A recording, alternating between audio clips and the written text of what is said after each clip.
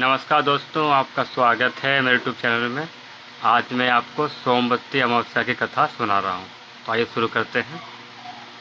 सूत जी बोले, शरशैया पर पड़े हुए भीष्म पितामह जी के समीप जाकर धर्मात्मा युधिष्ठिर प्रणाम करके हितकारी वचन बोले। युधिष्ठिर बोले कि भीमसेन के कोप से मुख्य मुख्य दुर्योधन इत्यादि कौरव मारे गए और अब सब राजाओं को युद्ध में अर्जुन ने मार डाला। दुर्योधन की बुरी सलाह से मेरे कुल का नाश हो गया।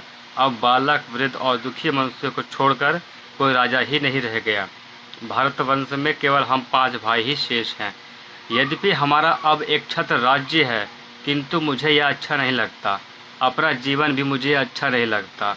भोग में कुछ प्रीति नहीं है। वंश का नाश देखकर मेरे हृदय में दिन रात संताप रहता है।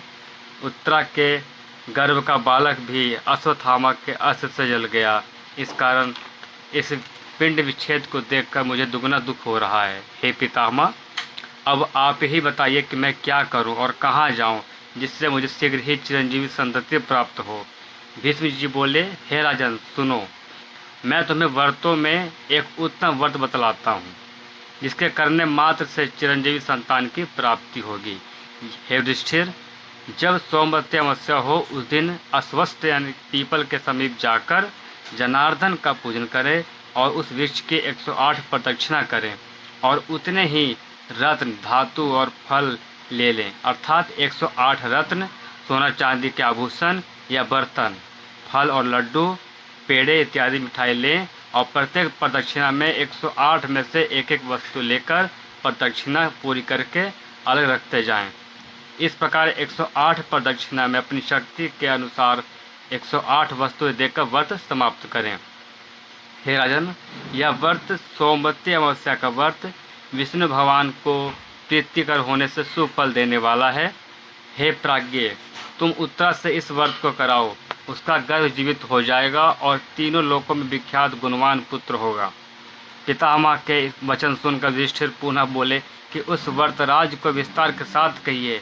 हे विभो, इस व्रत को मृत्युलोक में प्रथम किसने प्रकाशित किया और फिर इसको किसने किया? भीष्म जी बोले कि एक सर्वविख्यात कांची नाम की एक महापुरी है, जो चांदी के पर्वत जैसे ऊंचे ऊंचे बड़े बड़े विशाल महलों से सुशोभित है और नगरी के नर नारी भी सुंदर वेश में सुशोभित हैं तथा ब्राह्मण, क्षत्रिय, वैश्य और शूद्र सभी अपने अपने कर्मों में लगे रहते हैं।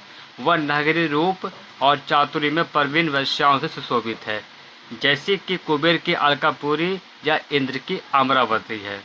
अग्नि की अत्यंत तेजोवती महापुरी के समान वह नगरी रत्नों से भरपूर है। वहाँ का बड़ा पराक्रमी रत्नसेन नामक राजा था। उसके राज्य में देवस्वामी नामक एक ब्राह्मण निवास करता था। उसकी रूपलावण्यवती धनवती नाम की सुंदर स्त्री थी। उस लक्ष्मी स्वरूपा स्त्री का जैसा नाम था वैसा ही उसमें गुण भी था तथा उसके 7 गुणवान पुत्र थे। हे राजन, उसके गुणवती नाम की एक सुंदर कन्या भी थी। वे 7 पुत्र अपनी अपनी स्त्रियों के साथ सुखपूर्वक विहार करते थे, किंतु कन्या भी अपने तुल्य पति की चाहना कर रही थी। इसी बीच में कोई ब्राह्मण भिक्षा के लिए उपस्थित हुआ। वह ब्राह्मण अपने तेज से अग्नि के समान प्रदीप्तमान था। उसने द्वार पर आकर आशीर्वाद दिया। देव स्वामी के 7 पुत्र वधुएं शीघ्र ही उठ खड़ी हुईं और प्रत्येक ने अलग अलग उस ब्राह्मण को भिक्षा दी। उसने उन सब को सौभाग्य संपत्ति के साथ अचल सुहाग का आशीर्वाद दिया। पीछे माता ने गुणवती को भी भिक्षा देने के लिए भेजा। उस कन्या ने भी ब्राह्मण के चरणों का अभिवादन करके भिक्षा दी। इस पर उस ब्राह्मण ने उसे आशीर्वाद दिया कि हे शुभे, तुम धर्मवती हो। इस विश्व में युक्त आशीर्वाद को सुनकर गुणवती घर के अंदर चली गई और उस ब्राह्मण ने जो आशीर्वाद दिया था उसे माता को सुनाया। उस आशीर्वाद को सुनकर माता धर्मवती पुत्री का हाथ पकड़कर द्वार पे आई और उस ब्राह्मण को पुत्री से पुनः प्रणाम करवाया, किंतु ब्राह्मण ने फिर वही आशीर्वाद देकर उन्हें संतोष प्रदान किया। आशीर्वाद सुनकर धनवती फिर चिंतित होकर बोली, हे भगवान, आप प्रसन्न होकर मेरी बात सुनिए। आपने मेरी पुत्र वधुओं को प्रणाम करने पर उन्हें अच्छे अच्छे आशीर्वाद दिए। वे आशीर्वाद अचल सुहाग, पुत्र सुख और सौभाग्य को देने वाले थे, किंतु इस पुत्री के प्रणाम करने पर आपने उसे विपरीत आशीर्वाद दिया। हे भद्रे, तुम धर्मवती हो, और यही बार बार आशीर्वाद दिया। हे विप्रसी, इस आशीर्वाद के प्रयोग करने का कारण यथार्थ से कहिए। ब्राह्मण बोला, हे धनवती, तू धन्य है, तेरा उत्तम चरित्र भूमंडल में प्रसिद्ध है। मैंने तेरी पुत्री को यथा योग्य ही आशीर्वाद दिया है। यह विवाह के समय सप्तपदी के बीच में ही विधवा हो जाएगी, इसलिए हे शुभे, इसे धर्म आचरण ही करना चाहिए। इसी कारण मैंने इसे यह आशीर्वाद दिया कि हे शुभे, तुम धर्मवती हो। यह सुनकर धनवती चिंता से व्याकुल हो गई और बारंबार प्रणाम कर दीन वचन बोली, हे विपेंद्र, यदि आप इसका कोई उपाय जानते हैं तो आप दया करके शीघ्र कहिए। ब्राह्मण बोला कि हे सुंदरी, यदि तेरे घर सोमा आ जाए तो उसके पूजन मात्र से ही इसका वैधव्य मिट सकता है। धनवती बोली, आपकी बताई हुई सोमा कौन है, उसकी क्या जाति है और कहाँ रहती है, जिसके आगमन मात्र से ही वैधव्य का नाश हो जाएगा। हे महाभागे, आप उसे कहिए, मैं समय बढ़ाना नहीं चाहती। ब्राह्मण बोला कि वह सोमा जाति की धोमिन है, उसका निवास स्थान सिंहल द्वीप में है। यदि वह तेरे घर में आ जाए तो वैधव्य का नाश हो जाएगा। ऐसा कहकर वह ब्राह्मण दूसरे स्थान पर भिक्षा लेने के लिए चला गया। तब धनवती भी अपने पुत्रों से बोली कि हे पुत्रों, तुम्हारी इस सुंदर गुणवती बहन के भाग्य में वैधव्य है, किंतु सोमा के आगमन मात्र से ही इसका वैधव्य मिट जाएगा। अस्तु, जिस पुत्र में पिता की भांति और माता के वचनों का गौरव हो, वह अपनी बहन को साथ ले जाकर और सोमा को शीघ्र ही ले आए। सबसे बड़ा पुत्र बोला, हे माता, हम लोगों को विदित है कि तुम्हारा मन पुत्री के स्नेह में बहुत आसक्त हो गया है। इसी कारण पुत्रों को दूसरे दुर्गम देश में भेज रही हो, जिसके बीच में 400 कोस के विस्तार का दुस्तर समुद्र है। हम में वहाँ जाने की शक्ति नहीं है, हम वहाँ जाकर दुख नहीं सह सकते। देव स्वामी बोले, यदि मेरे 7 पुत्र हैं तो भी मैं पुत्रहीन ही हूँ। मैं स्वयं सिंहल द्वीप जाऊँगा और पुत्र के वैधव्य को नाश करने वाली उस सोमा को लाऊंगा। इस प्रकार देव स्वामी क्रोधित होकर कह ही रहे थे कि उसी समय छोटे पुत्र शिव स्वामी ने प्रतिज्ञापूर्वक कहा कि हे तात, आप क्रोध के वशीभूत होकर ऐसा ना कहो। मेरे सिवा कौन सिंहल द्वीप जाने में समर्थ हो सकता है। मैं बहन को लेकर सिंहल द्वीप जाऊंगा। ऐसा कहकर वह सहसा उठ खड़ा हुआ और प्रणाम करके बहन को साथ ले आनंदपूर्वक सिंहल द्वीप को चल दिया। वह ब्राह्मण पुत्र कुछ ही दिनों में चलकर समुद्र के किनारे पहुंच गया और वहां समुद्र पार करने का प्रयत्न करने लगा। उसने वहां एक अत्यंत विशाल वट वृक्ष देखा, जिसके कोटर में गिद्धराज के बच्चे सुखपूर्वक बैठे हुए थे।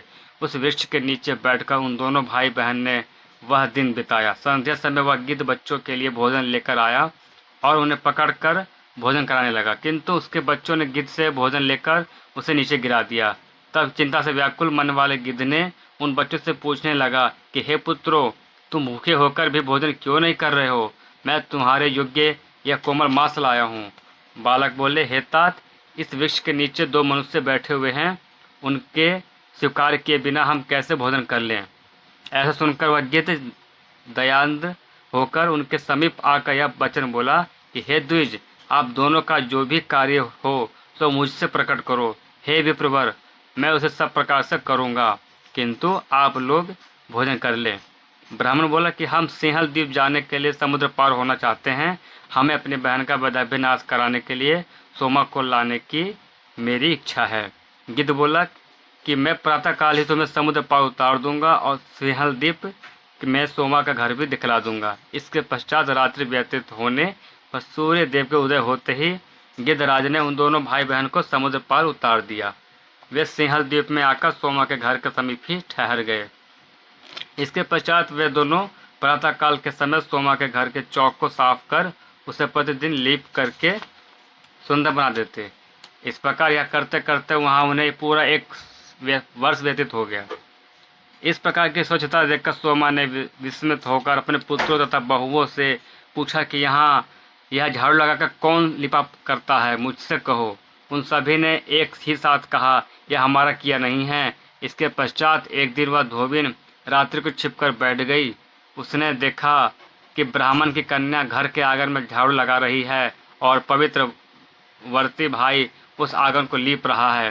सोमा ने उन दोनों के पास जाकर पूछा कि तुम दोनों कौन हो, मुझसे कहो। उन्होंने सोमा से कहा कि हम ब्राह्मण की संतान हैं। सोमा बोली कि घर में ब्राह्मण बुहारी लगाते हैं, इससे तो मैं जल गई, नष्ट हो गई। इसमें कोई संदेह नहीं कि इस पाप से मेरी न जाने कौन कौन सी दुर्दशाएं होंगी। हे द्विज, हम तो हर प्रकार से ही पाप जाति धोबीर विख्यात हैं, फिर तुम ब्राह्मण होकर यह विपरीत कर्म करने की इच्छा क्यों करते हो? शिव स्वामी ने कहा कि यह जो मेरी गुणवती नामित देवी स्वरूपा बहन है, सो इसका विवाह के समय सब पति के बीच में वैधव्य योग पड़ा है, और तुम्हारे समीप रहने मात्र से वैधव्य योग का नाश हो सकता है। इसी कारण से मैं बहन सहित यह दास कर्म करता हूँ। सोमा ने कहा, अब आगे ऐसा ना करना, मैं तुम्हारी आज्ञा से ही चलूंगी। ऐसा कह सोमा घर में आकर बहुओं से कहने लगी कि मैं इनके साथ जाती हूँ। यदि कभी मेरे राज्य में मेरा कोई व्यक्ति मर जाए तो जब तक मैं लौट कर नहीं जाऊँ तब तक उसके शव को वैसे ही रहने देकर उसकी रक्षा करते रहना।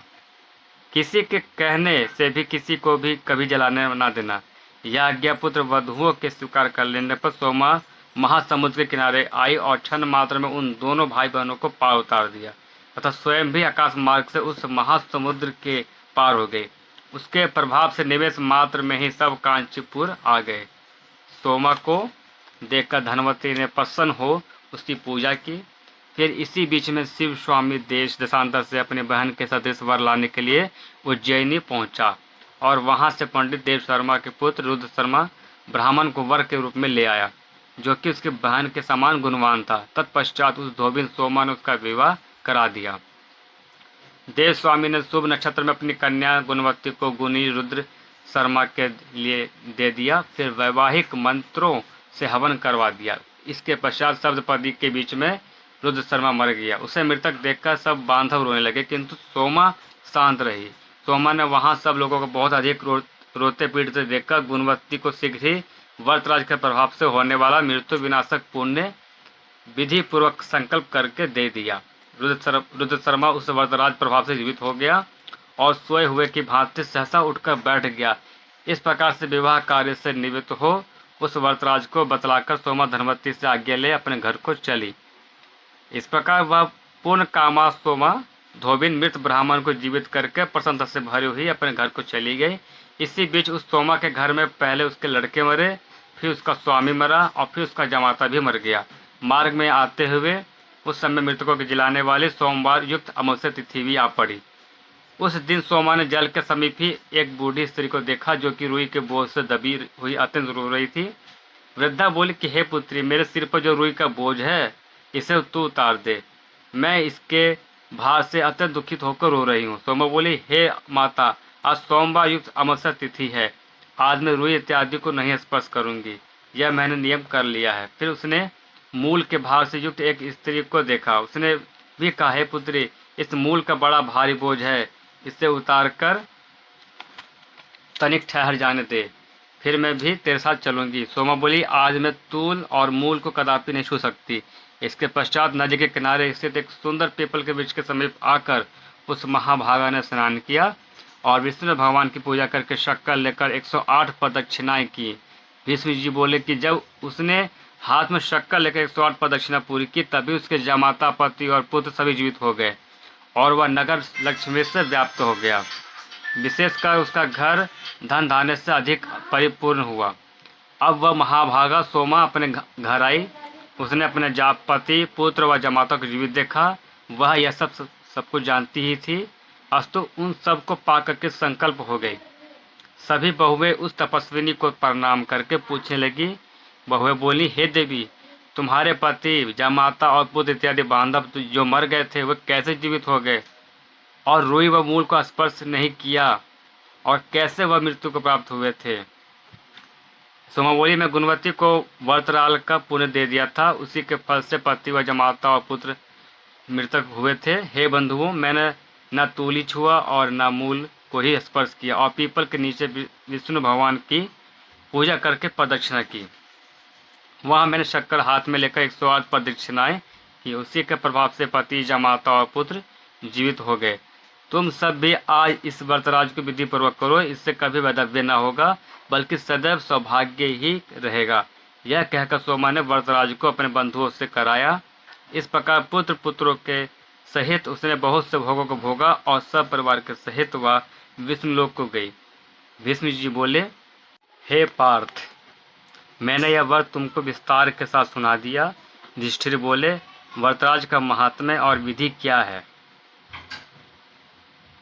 हे पितामह जी, इस व्रत को स्त्री या पुरुष किसे करना चाहिए, यह भी विस्तार से कहिए। भीष्म जी बोले, हे पार्थ, यदि सोमवार युक्त अमावस्या हो तो पुण्य काल देवताओं को भी दुर्लभ है। व्रत करने वाला प्रातः काल उठकर मौन धारण कर जलाशय में स्नान करे। स्नान करके व्रत करने वाला रेशमी वस्त्र धारण करे। फिर हे कुरुनंदन, पीपल वृक्ष के समीप जाकर उसके मूल मंत्रों द्वारा विष्णु भगवान की पूजा करे। यह विष्णु भगवान की पूजा का मंत्र है।